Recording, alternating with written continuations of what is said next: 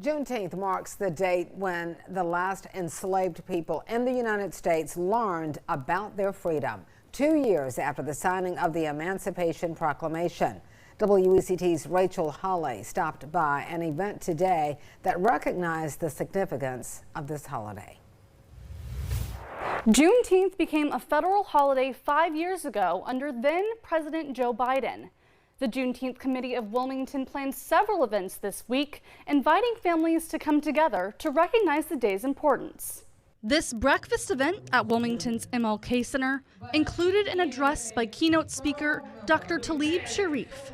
His message was to celebrate as a community and embrace how far we've come. Today is about really seeing who we are as Americans, and also overcoming some of the pain and turn it into pleasure as we're able to embrace who we are, not just as a city, but as Americans. Dr. Sharif said he has attended Juneteenth ceremonies in other cities across the country and believes Wilmington's has grown into one of the largest he's seen. His hope is that it will continue to grow and unify people of all colors.